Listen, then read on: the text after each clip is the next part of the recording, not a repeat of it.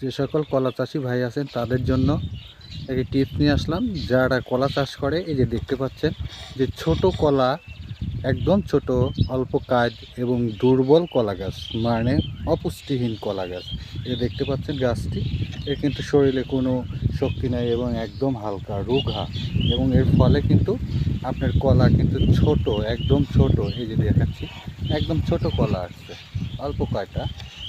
আমরা অনেকেই যারা কলা চাষ করি তারা কিন্তু অনেকেই কীটনাশক প্রয়োগ করে কিন্তু আমরা হতাশ হয়ে যাচ্ছি যে আমাদের কলা কেন আসে না, কেন স্বাস্থ্য হয় না, কেন বড় হচ্ছে না, এত খরচ করার পরেও। তো যারা কলা চাষি তাদের জন্য কিন্তু আমি দেখাচ্ছি। আপনি গাছের দেখেন, পাশে দেখেন অনেক সবুজ ঘাস এবং ময়লা আছে। তারা কিন্তু কী করবেন, এভাবে কিন্তু আপনি দক্ষ একটা কিছু কলা চাষি ভাই দিয়ে এভাবে কিন্তু আপনি হালকা করে মাটি সহ এবং এই সবুজ গাছ সহ কিন্তু আপনি এটা উঠায় নেবেন। এভাবে কিন্তু সুন্দর করে আপনি পরিষ্কার করবেন দেখাচ্ছি, এবং সাবধানে কিন্তু করতে হবে। দেখা যাচ্ছে যে তার শরীরে যদি আঘাত লাগে সে কিন্তু অসুস্থ হয়ে যাবে। এভাবে কিন্তু আপনি সবুজ ঘাসটি নিয়ে আপনার গাছের গোড়াতে কিন্তু এভাবে সুন্দর করে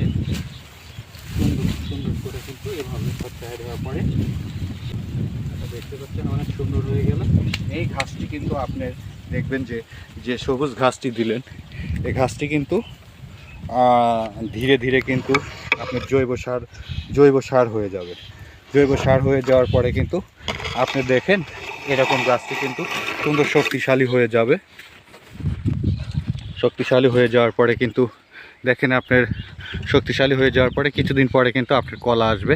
দেখেন কলাগুলো কিন্তু অনেক বড় এবং অনেক সুন্দর, অনেক কলা আসছে এবং গাছও কিন্তু অনেক ভালো হয়েছে এবং স্বাস্থ্য সবল হয়েছে। তাই যে সকল কলা চাষি ভাই আছে, আপনি এই পদ্ধতিটা ব্যবহার করে দেখতে পারেন।